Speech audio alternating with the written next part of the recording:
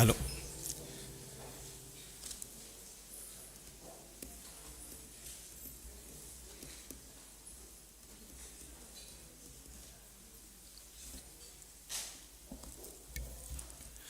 Muy buenos días, amados hermanos.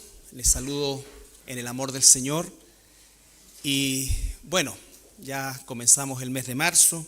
Hoy, ¿no es cierto? Increíblemente ya estamos en el tercer mes de este año 2026. Y no podemos escapar, por supuesto, a la realidad del mundo exterior, porque también nos toca, y sobre todo a nosotros como hijos de Dios, entendiendo lo que significa la Escritura y la importancia radical que tiene lo que sucede en el Medio Oriente con la Iglesia. Debemos estar pendientes, pero creo que hoy más que nunca, o como siempre, debemos confiar en nuestro Señor. Su plan es perfecto y nada de lo que sucede aquí o en cualquier lugar de este planeta escapa a su plan soberano. Así es que quiero invitarlos a abrir la Biblia en Primera de Pedro, que retomamos después de los mensajes del verano en relación a las iglesias. El último o la última palabra que Jesús tiene para la iglesia la vimos durante el periodo del verano. Y retomamos la carta de Pedro y vamos a tomarla desde el versículo 18 al 21. Primera de Pedro, capítulo 1, versículo 18 al 21. Sabiendo que fuisteis rescatados de vuestra vana manera de vivir, la cual recibisteis de vuestros padres, no con cosas corruptibles como oro o plata, sino con la sangre preciosa de Cristo, como de un cordero sin mancha y sin contaminación, ya destinado desde antes de la fundación del mundo, pero manifestado en los postreros tiempos por amor de vosotros, y mediante el cual creéis en Dios, quien le resucitó de los muertos y le ha dado gloria, para que vuestra fe y esperanza sean en Dios. Padre amado, esta mañana venimos delante de tu presencia a escudriñar, Señor, tu palabra, cómo es que tú nos hablas hoy por medio de ella, Señor. Y agradecemos la libertad que tenemos en nuestro país, que pese a todas las circunstancias, Señor, nos permite libremente vivir nuestra verdad, el Evangelio, Señor, que es la verdad. Gracias, Padre amado, en el nombre de Jesús. Amén. Bueno, recuerden que la primera carta de Pedro fue escrita a una población de hermanos, muchos de ellos de origen judío o israelita, ¿no es cierto? Porque se hace alusión de alguna manera a las tribus que no volvieron nunca más a reunirse como tal después del cautiverio asirio. Y Pedro les escribe esta carta para animarlos, porque ya a esta altura en que Pedro escribe estas cartas, la persecución en el imperio se había desatado, ya no solamente desde el punto de vista de los religiosos, sino que también ya a esta altura a través de lo que era la persecución imperial, que era por supuesto la más cruel de todas.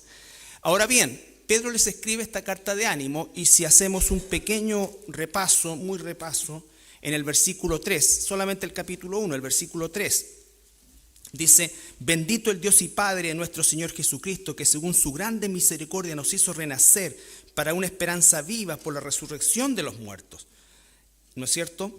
Para una esperanza viva por la resurrección de Jesucristo de los muertos, para una herencia incorruptible, incontaminada e inmarcesible, reservada en los cielos, que sois guardados para vosotros en los cielos, que sois guardados por el poder de Dios mediante la fe, para alcanzar la salvación que está preparada para ser manifestada en el día postrero. Y dice: en lo cual vosotros os alegráis, aunque ahora, por un poco de tiempo, ¿no es cierto?, están siendo afligidos. La aflicción es parte de la historia humana, ¿no es cierto? Ninguno de nosotros, y no hay ser humano sobre esta tierra que no sufra algún tipo de aflicción. Ahora bien, eso es parte justamente de una naturaleza, de un mundo caído, y por supuesto que hay periodos o etapas en la historia humana que estas aflicciones son mucho más terribles y a veces de carácter institucional, como lo era en este periodo del Imperio Romano. Nosotros no sabemos lo que eso significa. Aunque hay países y hay hermanos nuestros que en distintos países, ya lo hemos visto varias veces, ¿no es cierto?, a hoy, a tiempo real, están sufriendo una persecución, muchas veces una verdadera carnicería de los cristianos. Entonces, pero nosotros en nuestra particularidad tenemos la bendición de que eso no sucede o no ha sucedido, lo cual no significa que no pudiera llegar a suceder. Por eso es tan importante siempre agradecer a Dios la libertad que tenemos, porque ciertamente las aflicciones que nosotros tenemos son aflicciones, por supuesto, todas ellas atendibles, pero obviamente están principalmente en un marco de nuestra vida personal, laboral, de salud y cosas que atañen a todos los seres humanos. No estamos como iglesia bajo una aflicción como es el registro de estos hermanos que son los primeros depositarios de esta carta. En ese tenor, entonces, sigue el versículo 13. Después de todo esto, que son las bendiciones que el Señor nos ha dado, esta esperanza, que a pesar de que nuestro tránsito terrenal va a estar mediado por aflicciones, ¿no es cierto? Aún así, entonces, dice el Señor, por tanto, en el versículo 13, ceñid los lomos de vuestro entendimiento. Lo primero, recuerden, vuestro entendimiento, lo que entendemos.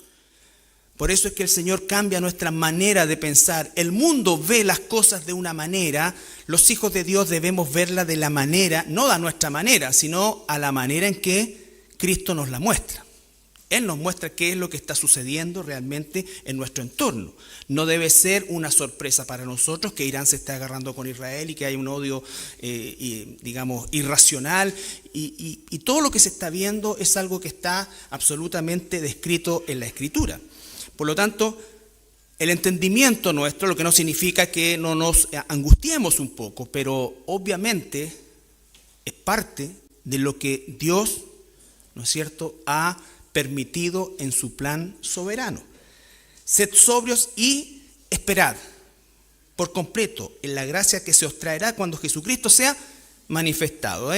Venga por nosotros a través del arrebatamiento o definitivamente nosotros vayamos a Él, pero el Señor va a volver y va a tener una segunda venida gloriosa, ¿no es cierto?, al final de ese periodo que se llama la tribulación. Y dice, como hijos obedientes. En esto tenemos que concentrarnos porque esto es, en definitiva, el sustento sobre el cual va a sostenerse o se levanta lo que vamos a predicar el día de hoy. Como hijos obedientes, no os conforméis a los deseos que antes teníais estando en vuestra ignorancia, sino que aquel que os llamó es santo, sed también vosotros santos en toda vuestra manera de vivir. Lo estoy haciendo rápido porque ya lo vimos. Porque escrito está, sed santos porque yo soy santo. Y si invocáis por Padre a aquel que sin acepción de personas juzga según la obra de cada uno, otra cosa para tener pendiente, conducíos en temor todo el tiempo de vuestra peregrinación. Entonces, lo que vamos a ver hoy día muy brevemente, ¿no es cierto?, está, por supuesto, es parte de este gran párrafo que tiene que ver con la vida de santidad, con la vida en la cual nosotros como hijos de Dios buscamos vivir de una manera que a Él le agrade, no por nuestras fuerzas, sino porque el Espíritu Santo que mora en nosotros también nos demanda y nos da el poder, la fuerza y todo lo que no tenemos para vivir de esa manera. No vivimos por nuestras fuerzas, vivimos en sus fuerzas. ¿Ya? Entonces, en ese contexto, el versículo 18, parece que el verano pues ya me queda como chaquetita de torero. Sabiendo que fuiste rescatado, versículo 18, sabiendo que fuiste rescatado, tú sabes, yo sé, como hijo de Dios, que fui rescatado. ¿De qué?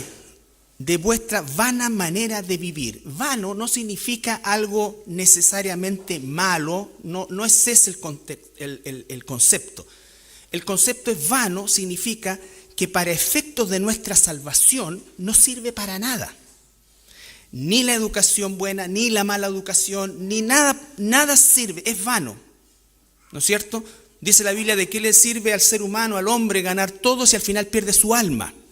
Y ese todo puede ser material, puede ser intelectual, puede ser familiar, puede ser lo que sea.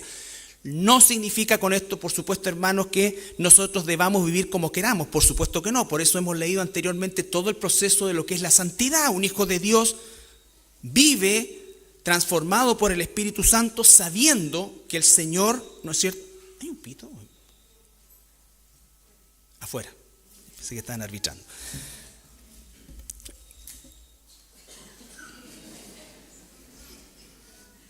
¿Se acuerdan un mimo que está en las esquinas a veces? Era muy bueno. Bueno, volvamos al punto. Entonces, sabemos que fuimos rescatados de esa manera vana de vivir, la cual recibimos de nuestros padres, buena, mala, regular, lo que sea, pero nuestra vida humana, haya sido una buena educación, un buen principio muchas veces, pero no solamente no alcanza, sino que definitivamente no sirve para lo que está hablando el Señor aquí, salvación. Todos nos vamos a morir, unos antes que otros, todos nos vamos a morir, ¿no es cierto? A no ser que el Señor venga en el arrebatamiento. Pero la realidad es que vamos a morir. El punto no es si vamos a morir o no, el punto es dónde vamos a ir, de qué depende nuestra eternidad. Algunos dicen, oye, no, ahí se acaba todo. Bueno, eso es una forma de pensar. ¿Qué dice Dios respecto a eso? Dios dice que no, el alma es eterna. ¿Y habitará el lago de fuego por toda la eternidad o habitará el cielo y la tierra nueva que el Señor ha preparado para los que le aman? Y eso se forja aquí. Aquí. Entonces, la vana manera de vivir que recibimos de nuestros padres no sirve para salvarnos. ¿Ya? Puede que haya servido para tener mejores oportunidades laborales, sirve para muchas cosas, pero esto es temporal. Y vuelvo a insistir, la palabra vana no significa algo inútil per se, significa que es inútil para la salvación. Porque ¿qué es lo que te dice una persona, un inconverso muchas veces? No, mira que en realidad yo no he matado a nadie, soy buena persona. Y da todo su currículum, ¿no es cierto? Y se pega un lavado de cualidades que supone que eso es suficiente para que si hay un Dios allá arriba, bueno, tendrá que ver cómo he sido. No me vaya a comparar, y empiezan con eso, ¿no es cierto? Bueno, esa es la realidad de la mentalidad humana, pero nosotros hemos sido rescatados de esa forma de pensar. Y dice, la cual recibiste de vuestros padres no con cosas corruptibles como oro o plata, es decir, ni aunque se nos haya entregado una herencia material en este caso, con aquellos metales preciosos más valiosos de esa época y hoy, ¿no es cierto? A pesar de que haya sido por eso o con eso, definitivamente es vano. Ahora, ¿qué significa eso? Que la única forma de ser salvos de la ira venidera está en el versículo 19. ¿Cómo fuimos rescatados? Sino con la sangre preciosa de Cristo. La sangre preciosa de Cristo. Cristo, Dios hecho ser humano. No es que Cristo comenzó a existir ahí, no, Cristo vino, se hizo ser humano, vivió una vida sin pecado para transformarse, como dice ahí, ¿no es cierto?, sino con la sangre preciosa de Cristo como de un cordero sin mancha, trayendo a la memoria la ley de sacrificios. Si ustedes leen el Antiguo Testamento, y espero que algún día lo hagan, pero bien de corrido, y se van a dar cuenta lo terrible que eran los sacrificios, no por el hecho cruento en sí, sino por todo lo que significaba las especificaciones. No era llegar y cortarle la cabeza a un animalito.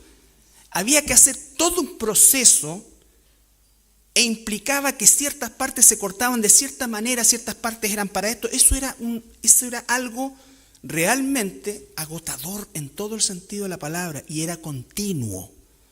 Pero a lo que se está refiriendo aquí es al sacrificio expiatorio, ese que se hacía una vez al año, y que efectivamente Cristo es el cordero sin mancha y sin contaminación.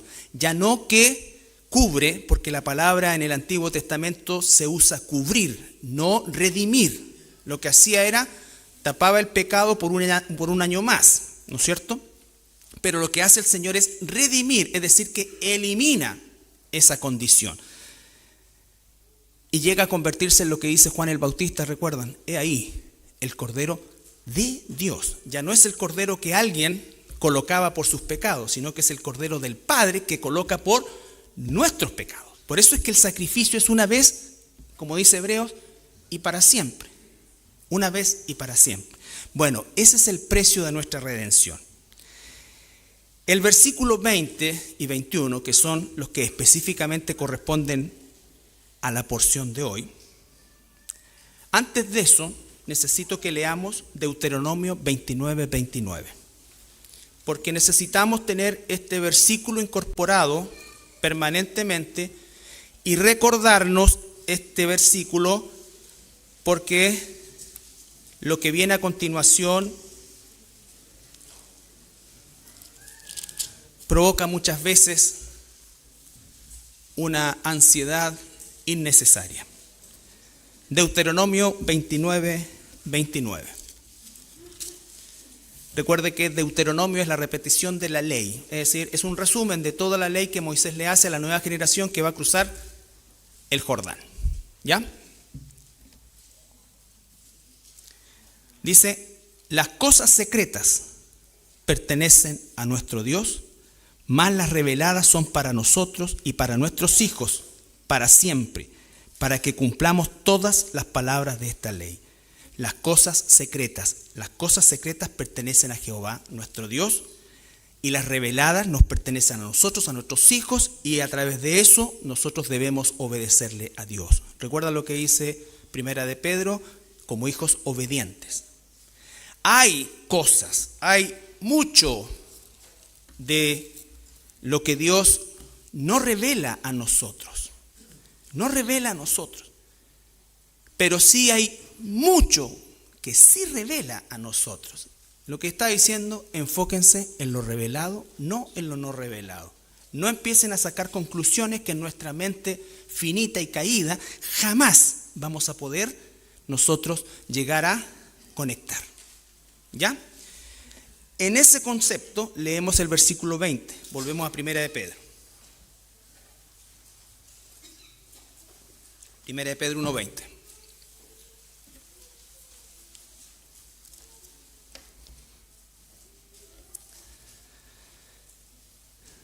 Entonces leemos el 19, dice, sino como la sangre preciosa de Cristo, como de un cordero sin mancha y sin contaminación, ya destinado desde antes de la fundación del mundo. Ya destinado desde antes de la fundación del mundo. ¿Qué significa eso? Ustedes piensan que cuando Adán y Eva cayeron en el jardín del Edén, se prendió una alerta, una luz roja en el cielo, el Señor se desesperó y dice, ¿qué hacemos? No. ¿Sabía él que eso iba a suceder? Claro que sí. Entonces, bueno, ¿y por qué permitió? Entonces, ¿para qué? Entonces Judas no tuvo la culpa. Y empiezan con esas cosas. Bórrate eso de la cabeza, porque puedes estar, y de hecho, estar hablando, no solo hablando cosas equivocadas, sino que poniendo a Dios en el banquillo de los acusados. No lo sabemos. ¿Qué es lo que sí sabemos? Que Él nos rescató. Y yo pregunto, ¿alguno de los que está acá y ha sido rescatado por la sangre preciosa del Cordero sin mancha de nuestro Señor Jesucristo se lo merecía? No. Entonces, ¿y eso cómo lo explicamos? ¿Por qué cómo explico que el Señor me salvó a mí y no a este? ¿Y cómo lo explico? ¿Él es injusto? ¿Quiero la justicia de Dios? Entonces, ¿sabes cuál es la justicia de Dios? Que todos nos merecíamos el lago de fuego. Entonces, las cosas reveladas nos pertenecen a nosotros y sobre esas nos tenemos que concentrar. Las no reveladas le pertenecen a Dios. Pero el que no las entienda no significa que empiece a buscar, no, es que a lo mejor lo que hizo el Señor miró a través del túnel del tiempo y dijo, Carlos Flores en algún punto exactamente va a recibirme, así que ¿qué sería eso? Obra, yo lo recibí. La salvación no es por obra. Y además, nosotros estábamos muertos en nuestros delitos y pecados. Era imposible que espiritualmente nosotros le diéramos cabida a Dios, a menos que Él nos hiciera nacer de nuevo, espiritualmente. ¿Se entiende? Extraordinario. Si se entendió, cerramos. Claro. Entonces, ¿pero cómo? Entonces, antes de la fundación, ¿puede caber algo en la cabeza mía? No, antes de la fundación del mundo.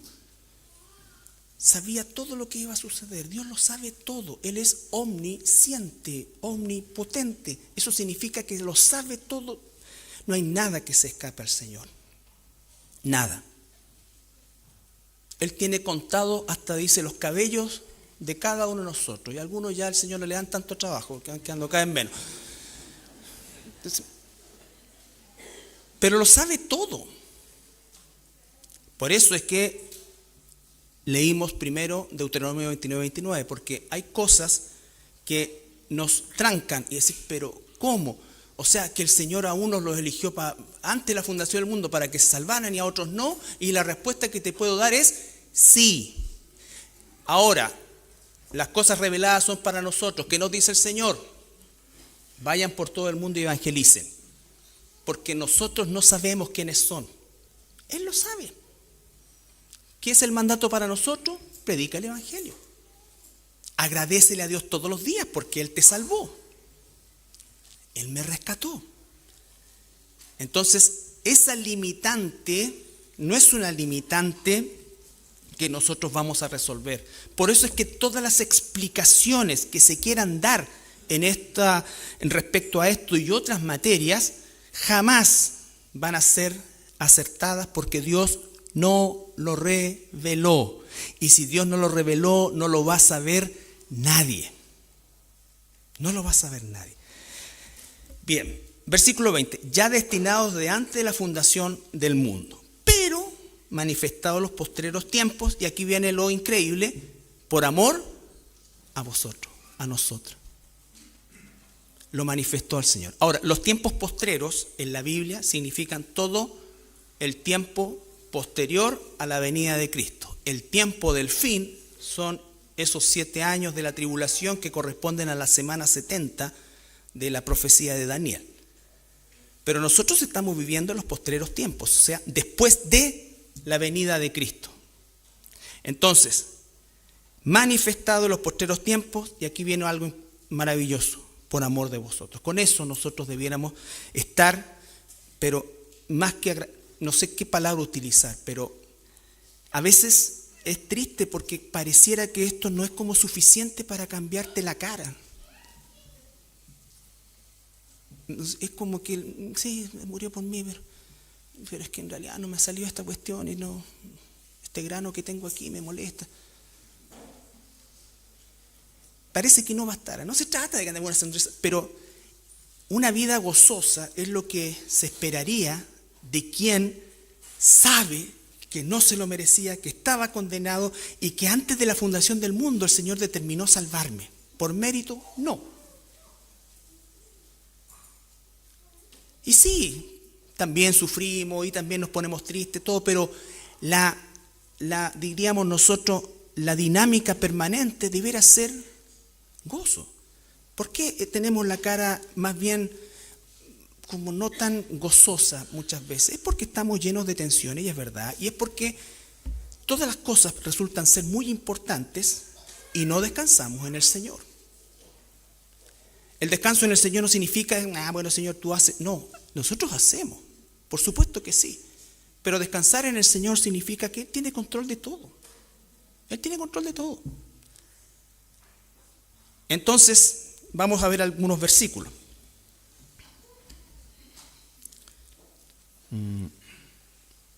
Hechos 2. Vamos a ir a hacer poquitos versículos.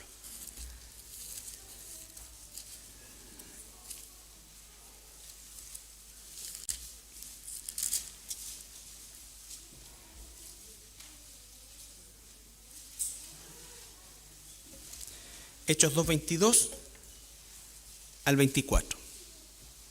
Este es el primer sermón de la primera iglesia y el primer pastor de esa iglesia fue el apóstol Pedro.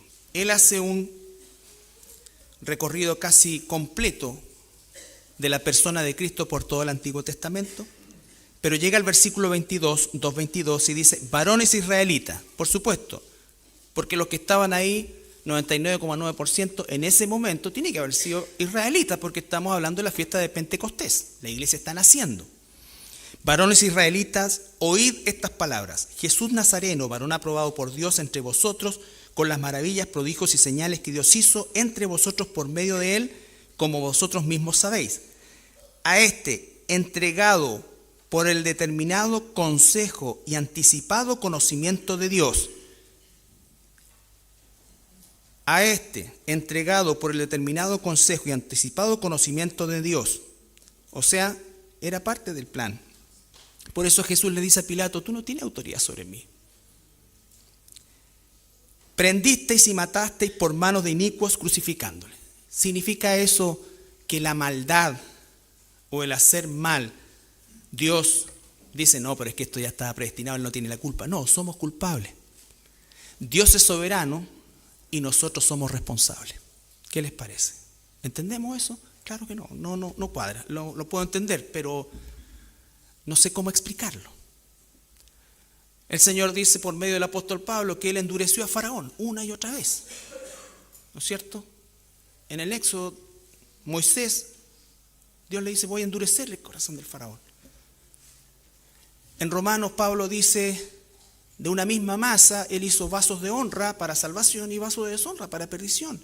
Es Dios. Si tú o yo comenzamos a tratar de decir, pero bueno, es que esto no me cuadra, es que esto no... Y empezamos a sentar al Señor en el banquillo de los acusados, estamos equivocados. ¿Qué es lo que sabemos? Que podríamos haber sido nosotros. ¿Por qué no somos nosotros? No tengo idea. Pero somos. Y si somos, bendito sea el Señor, ¿qué hay que hacer, Señor? Señor, ¿qué quieres que haga? Dijo el apóstol Pablo. Entonces, a este entregado por el determinado consejo y anticipado conocimiento de Dios, prendisteis y matasteis por mano de inicuos crucificándole, al cual Dios levantó, sueltos los dolores de la muerte, por cuanto era imposible que fuese retenido por ella. Y después va a dar una profecía escrita por el rey David. Pero está diciendo, era parte del plan. Era parte del plan. Hechos 4, 27 y 28.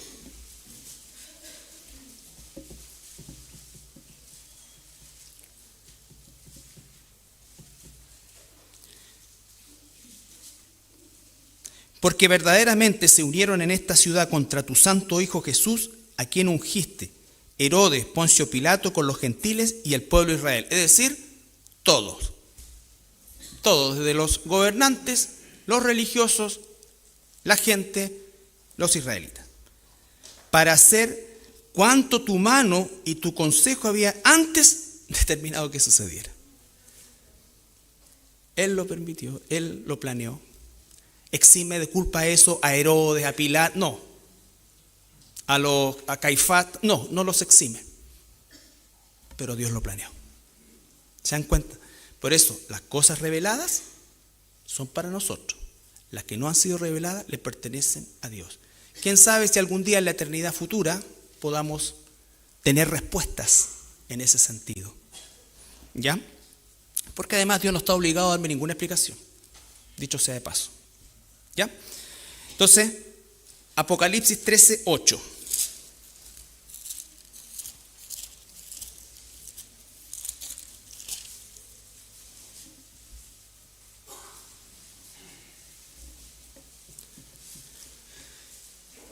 Saltamos en el tiempo y estamos en las dos bestias. No son las que tú piensas.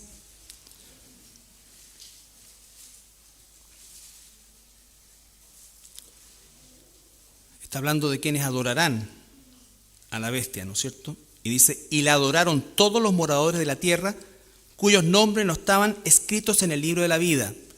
¿Tu nombre está escrito en el libro de la vida? ¿Merecía que mi nombre estuviera escrito en el libro de la vida? No. El amor de Dios no es por mérito, es por gracia. Y la gracia es dar a aquel que no merece nada, darle todo. Eso es lo que hace el Señor con nosotros. No es ese amor sentimentaloide que muchas veces se predica, que no, que el Señor y yo, bueno, Él me entiende, me comprende, somos amigos, el de arriba, el flaco, no. Gracia. No hay mérito en nosotros, gracia. Y le adoraron todos los moradores de la tierra cuyos nombres no estaban escritos en el libro de la vida del Cordero, que fue inmolado desde el principio del mundo. Es decir, cuando la Biblia está diciendo que fue manifestado, y volvemos a Primera de Pedro, capítulo 1, versículo 20, ya destinado desde antes de la fundación del mundo, pero manifestado, ¿no es cierto? Pero manifestado en los postreros tiempos por amor de vosotros, ¿no es cierto? Entonces, la explicación que está acá, por cierto que nos deja ese espacio que no logramos sincronizar en nuestra naturaleza humana, cargada al mérito, ¿no es cierto? Y vuelvo a insistir, el mérito humano y todo esto, no estoy criticando, estoy hablando de que es vano para la salvación. Son los méritos de Cristo los que me proveen salvación, no los míos propios bajo ningún punto de vista. Y no olvidar nunca, por amor de vosotros. Cuando dice ahí por amor de vosotros, no es el amor humano nuestro, es el amor de la gracia. Por gracia sois salvos por medio de la fe, y no de ustedes, porque es un regalo de Dios. Amor, cuando dice amor de Dios por nosotros, es gracia. No hay mérito. Yo no establezco una relación igualitaria con Dios a través de Jesucristo. Él es mi Señor, es mi amo, me llama su amigo, me adoptó como su hijo, pero eso no ha cambiado la verticalidad de la relación. Y eso es, desgraciadamente, lo que muchas veces se muestra a un Jesús casi rogando por tener tiempo con nosotros, como si Él lo necesitara. Ese no es el amor de Dios. El amor de Dios disciplina. Si uno de sus hijos, ¿qué dice el Señor? La Biblia dice, al que Dios ama, lo espera, ¿no es cierto? No, si Dios ama, claro, da un tiempo. A veces el chachazo es inmediato, tampoco sabemos por qué. Pero normalmente da un tiempo, pero después disciplina, porque nos ama. Nos ama. Entonces es muy distinto el concepto del amor, y es bueno entenderlo, porque si esto se lee sin tener este entendimiento de la palabra de Dios, es donde caemos en el error, y por eso es que existe muchas veces tanta falta de compromiso con Dios, porque lo hemos horizontalizado. Lo hemos horizontalizado. Versículo 21. Entonces, ya destinado desde antes de la fundación del mundo, pero manifestado en los postreros tiempos por amor de vosotros, y mediante el cual, vale decir, nuestro Señor Jesucristo. El medio es nuestro Señor Jesucristo, ¿no es cierto? Él es el camino, la verdad, la vida. Nadie llega al Padre sino por Él. Hay un solo mediador entre Dios y los hombres, Jesucristo. Nadie más. Nadie más. ¿No es cierto? Y mediante el cual creéis en Dios. Claro, yo creo en Dios, pero en el Dios de la Biblia, en el Dios verdadero, en el Padre de nuestro Señor Jesucristo. La gente cree que cree, pero no cree en Dios. Solo puede creer verdaderamente en Dios quien ha nacido de nuevo. Alguien dice, no, pero es que yo creo en Dios, sí. Y le vas a abrir la Biblia, no, pero es que nada que ver esa cuestión, yo con eso no creo nada.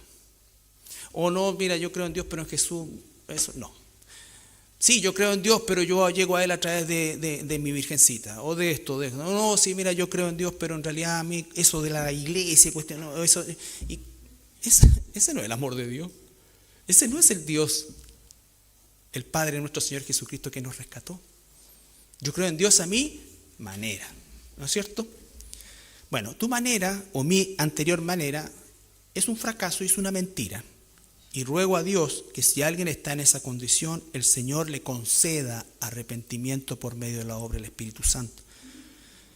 Pero el infierno y el lago de fuego va a estar lleno de gente no atea, pero que no cree en el Dios verdadero. Satanás no es ateo. Satanás no es ateo. Entonces, el ateísmo es más bien una distorsión mental ¿no es cierto?, del ser humano, porque es peor que una religión. Y no tengo el tiempo para explicarlo, pero realmente es algo que hay que tener más fe para creer los postulados de ese lado que para creer en la Escritura, si lo hablamos en términos de creencia. Pero dice, y mediante el cual creéis en Dios, ¿quién le resucitó de los muertos? ¿Recuerdan lo que dice el apóstol Pablo? Si Jesús no resucitó en 1 Corintios 15, entonces nosotros somos dignos de lástima.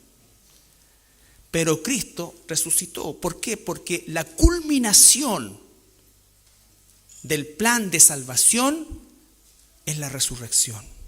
Si Jesús solo muere en la cruz, ¿no es cierto?, se habría transformado solamente en un mártir. Pero Jesús no es un mártir. Jesús se entregó por nosotros. En el momento que Él estimó, exhaló. En tus manos encomiendo mi espíritu, ¿no es cierto? Entonces la resurrección, todo el plan de salvación, porque para poder resucitar tenía que morir. Y para poder resucitar tenía que ser el Cordero sin mancha aprobado por el Padre. Entonces dice, mediante el cual creéis en Dios, quien le resucitó de los muertos y le ha dado, ¿qué cosa? Gloria, porque es Dios. ¿Recuerdan la oración de Jesús? La gloria que tenía contigo antes de la fundación del mundo. Dice que Él se despojó de muchas cosas por amor a nosotros, dice Filipenses. Entonces, la obra redentora de Cristo es su vida sin pecado para convertirse en ese Cordero perfecto y haber vivido y cumplido toda la ley que el ser humano es imposible que la cumpla. Muchos dicen que Dios abolió la ley. No, no abolió la ley. Él cumplió la ley. En Cristo nosotros somos cumplidores de la ley, pero esa misma ley va a condenar a todos aquellos que están sin Cristo. Porque basta que un principio de la ley sea violado para que nos hagamos responsables y seamos condenados por todos. Y mediante el cual creéis en Dios, quien les resucitó de los muertos y les ha dado gloria, para que vuestra fe y esperanza sean en Dios. Dos aspectos fundamentales, preciosos de nuestra vida y de nuestro tránsito terrenal. La fe y la esperanza. La fe y la esperanza. Gálatas, ese ya no ya.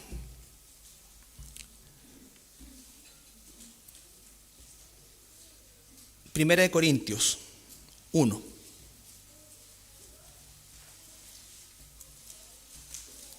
Vamos a ver Primera de Corintios 1:4.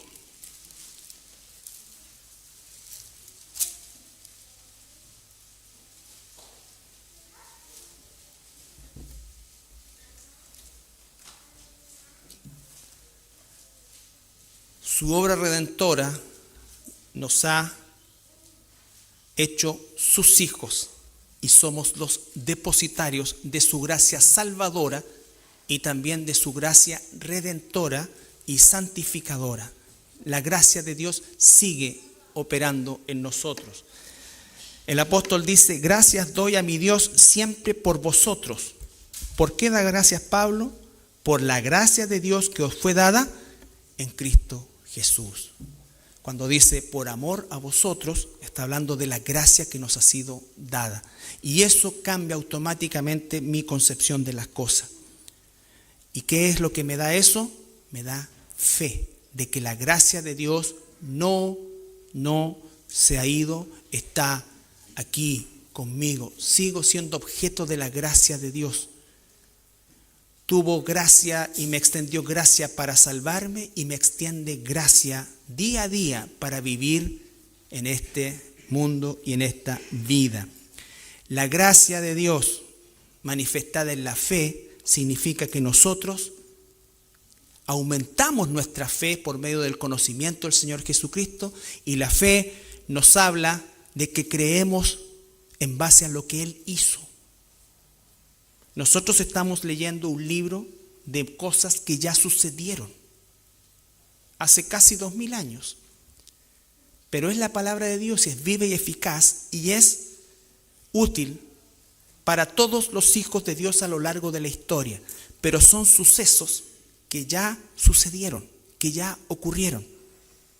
La fe es eso, la convicción de que la Biblia es la palabra de Dios, la convicción de que Cristo perdona mis pecados, la convicción de que Él me está transformando. Pero también dice la esperanza.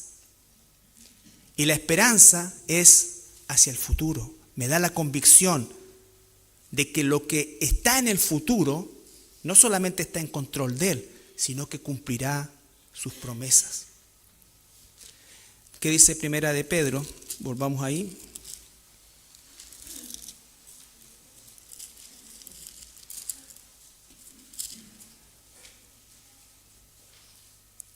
Uno 3, bendito el Dios y Padre de nuestro Señor Jesucristo, que según su grande misericordia nos hizo renacer para una esperanza, algo que se espera, pero con certeza, viva por la resurrección de Jesucristo de los muertos, para una herencia incorruptible, incontaminada e inmarcesible, reservada en los cielos para vosotros. Y después dice que soy guardados, o sea, tengo la fe de que Él me guarda,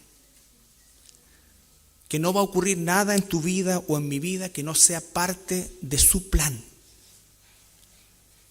Y eso me hace vivir confiado en Él, no en mí, no en mí. Y eso es algo que debe liberarnos a nosotros de tensiones.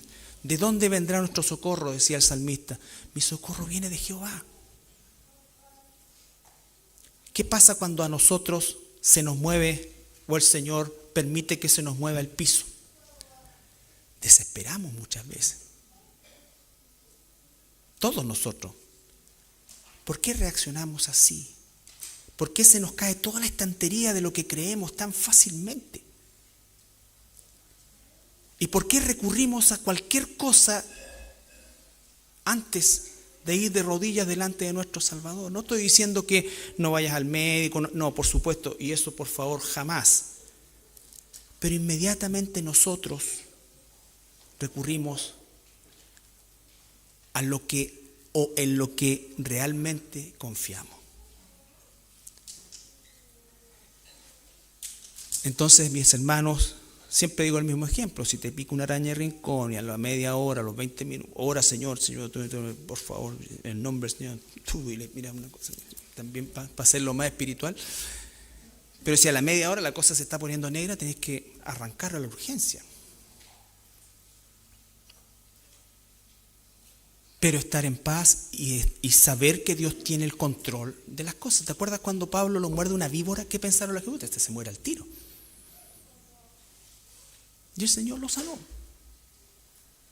Tenía propósito, le quedaba tiempo. Tú y yo vamos a morir cuando Dios diga.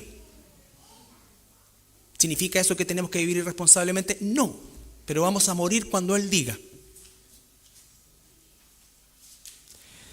Entonces, y mediante el versículo 21, mediante el cual nuestro Señor Jesucristo creéis en Dios, que Él resucitó de los muertos y le ha dado gloria para que vuestra fe y esperanza sean en Dios. Filipenses 4. ¿Qué debe producir esto? Filipenses 4. Versículo 4 al 7. La gracia presente, la fe en el Señor, en lo que Él ha hecho, en lo que está haciendo en ti, en mí. Regocijaos en el Señor.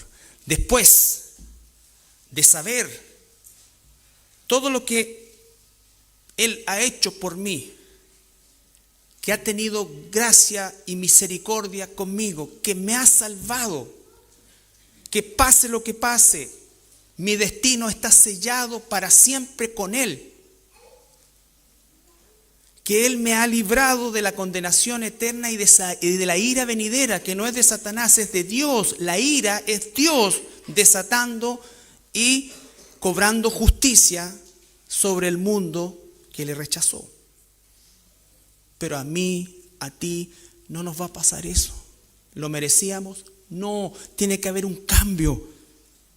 No puedo creer que no nos regocijemos en el Señor, y dice siempre. Y vuelvo a repetir porque parece que es un problema de siempre. Regocijaos. Otra vez digo, regocijaos.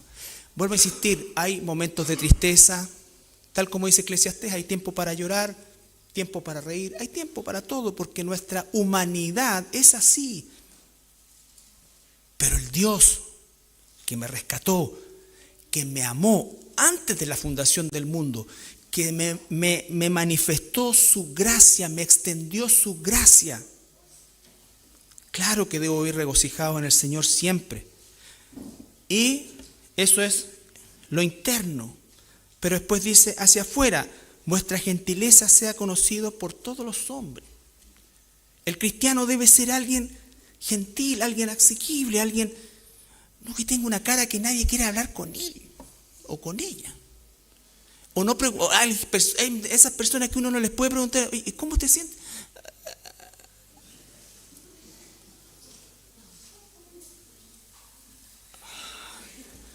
Y que después la evitas, porque ya suficientes problemas tiene uno. Entonces está bien, sí, hay veces que no desahogo. Y por favor, no estoy diciendo eso, estoy hablando de una constante en la vida. De una constante en la vida. Como alguien decía, hay gente que tiene cara de sí y otro que tiene cara de no. ¿No es cierto? Entonces, vuestra gentileza es parte de nuestro testimonio. Es parte de nuestro testimonio. Vuestra gentileza sea conocido a todos los hombres, el Señor está cerca y hoy está 2000 años más cerca. Por si acaso. Por nada estéis afanosos, si no sean conocidas vuestras peticiones delante de Dios en toda oración y ruego con acción de gracia. Siempre, acción de gracia. Se va a venir la tentación, los afanes. Vamos delante del Señor. Hay que hacer lo que hay que hacer. Pero vamos delante del Señor primero y sigamos estando en su presencia, y lo que haya que hacer, hagámoslo en el poder del Espíritu Santo y no perdamos el gozo. Porque finalmente lo último que nos pueden quitar en nuestra vida, que no vale tanto, ¿no es cierto?, en el sentido nuestro. Y por lo tanto, ¿qué más hay después de eso? Por nada estéis afanosos, si no sean conocidas vuestras peticiones delante de Dios en toda oración y ruego con acción de gracia. Acción de gracia. Y si vivimos en esa sintonía no estable, porque no existe eso, con ciertos vaivenes cada cierto tiempo, pero en una constante, hay una promesa. Y la paz de Dios. Y la paz de Dios, que sobrepasa todo entendimiento. Nadie va a poder entender cómo es que tú estás tranquilo o tranquila en estas circunstancias. ¿Estás triste? Sí. Pero estás en paz. ¿Qué dice? Guardará vuestros corazones, y acá sí podemos decir en el sentido griego que está separado, vale decir todas nuestras emociones que tantas veces nos traicionas, y vuestros pensamientos en Cristo Jesús, porque empezamos a pensar tonteras, del griego tontutus. Y empezamos, empezamos a maquinar, y empezamos a resolver, bueno, y si en realidad, bueno, el Señor sabe, mejor digo esto, mejor digo que vio bajo el puente, porque entonces así yo... Y empezamos a maquinar cosas que sabemos que Dios no aprueba. Tiene que tener control de nuestros pensamientos y de nuestras emociones. Eso es lo que debe suceder con los hijos de Dios, con nosotros. A grosso modo, después de reconocer, de acuerdo a lo que hemos aprendido, y vamos a Primera de Pedro para terminar. Vamos a leer el versículo 18 al 21. Sabiendo esto, hermanos, esto no se lo podemos pedir a alguien que no ha nacido de nuevo. Pero sí el Señor tiene el derecho de demandarlo de cada uno de sus hijos. Dice, sabiendo que fuiste rescatado de vuestra vana manera de vivir. ¿Por qué queremos seguir viviendo de una manera vana? Como vive el mundo. Nosotros trabajamos en el mundo, convivimos con gente del mundo, pero no debemos vivir como ellos. Quiera Dios que ellos vean en nosotros lo que ellos no tienen y que el Señor use tu testimonio para que al menos esa persona haga una pregunta. Yo cuando jugaba, squash con una persona, un varón, ateo, y siempre me punceteaba, no, que tu iglesia, no, que tengo todas las cosas. ¿Y de qué te sirve esta cuestión? Los tienen aquí, la forma, los tienen restringidos, no pueden hacer. ¿Quién dijo que no podemos hacer cosas? Pero bueno, le daba yo. Bueno, hasta que un día ya me llegó el nivel. No pasó nada. Y le dije, mira, siéntate. Tenés 3 matrimonios. Debes hasta el alma. No te hablas con tu familia. Vives haciendo chanchullos en tu trabajo para poder tener más recursos para pagar, porque en todos lados dejaste sembrado. Vives tomando pastillas para dormir, para estar despierto, para todo, para la guata, todo. O sea, por lo menos ve que mi filosofía de vida, si lo queréis llamar, funciona, por la tuya es un desastre. Eso es el mundo. Eso es el mundo. Entonces, de ahí no jugamos más. En serio, no me llamó más. Entonces, tuve que cambiar de dentista, así esa, porque capaz que se vengara cuando me está haciendo la cuestión. Pero era muy antiguo eso, estoy hablando hace más de 20 años atrás. Esa es la vida del mundo. ¿Qué tanto le envidiamos? ¿Han escuchado a esos cristianos decir, oye, no, sí, es que en realidad no puedo porque yo soy cristiano? No, es que yo soy cristiano. Y como que ya fuera ya la maldición más grande ser cristiano. Entonces, no, está siempre gozoso. Ellos debieran anhelar, envidiar, si lo quieren, el mundo, la familia que tú tienes, las convicciones que tú tienes. Eso no significa que se van a convertir, pero significa que tú y yo estamos haciendo lo que Dios nos manda hacer, lo que sí está revelado, ser sal y luz en el mundo. Ser sal y luz en el mundo. Entonces, mis hermanos, leemos finalmente versículo 18 al 21. Primera de Pedro, capítulo 1, 18 al 21. Sabiendo que fuiste rescatado de vuestra vana manera de vivir, la cual recibiste de vuestros padres, no con cosas corruptibles como oro y plata, sino con la sangre preciosa de Cristo, como de un cordero sin mancha y sin contaminación, ya destinado desde antes de la fundación del mundo, pero manifestado en los postreros tiempos por amor de vosotros. Amor, ahí es gracia. Y mediante el cual creéis en Dios. Mira cada maravilla. ¿Quién le resucitó de los muertos y le ha dado gloria para que vuestra, no él, fe y esperanza sean siempre en Dios? Nos ponemos de pie para orar.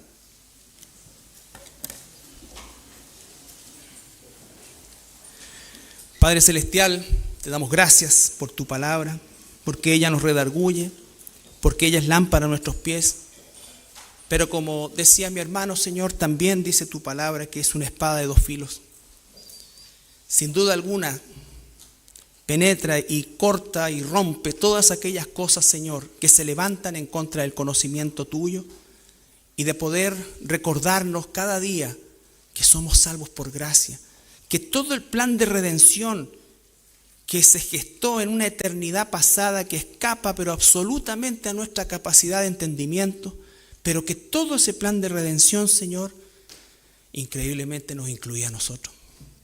Así que bendito seas, Señor, y gracias, Padre, porque mientras más te conocemos, más apreciamos la gracia que tú tienes con nosotros, Señor. Levantamos y oramos estas palabras a ti, Señor, convencidos en que te necesitamos cada día más. Y debemos vivir con un gozo y con una alegría, Señor, que este mundo no conoce. No para condenarlos, sino para hacer esa luz que quizás en tu infinita misericordia y soberanía tú uses para que ellos se vuelvan a ti. En el nombre de Jesús. Amén. Tome asiento.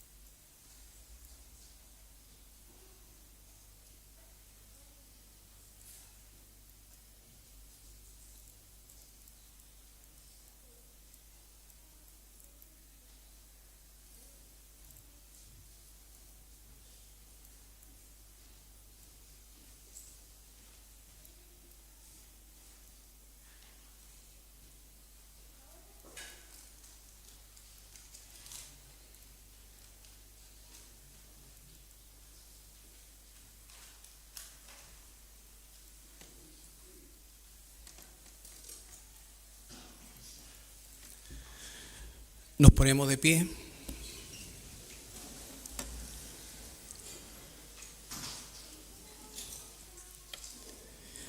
Yo siempre espero que después que nosotros examinamos la Escritura y nos enfocamos como todo texto en la obra de nuestro Señor Jesucristo, podamos apreciar aún más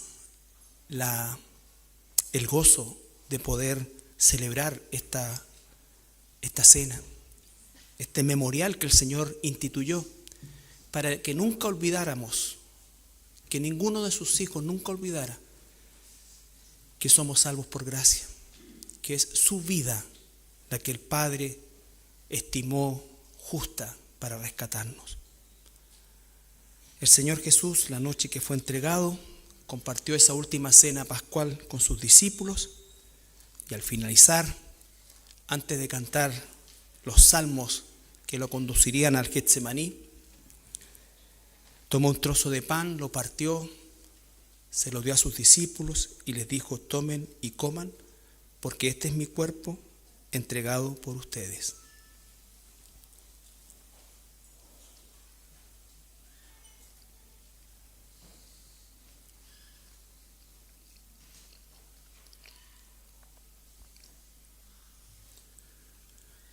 Luego tomó la copa, la bendijo y se la repartió a sus discípulos y les dijo: tomen y beban, porque esta es mi sangre derramada para el perdón de los pecados.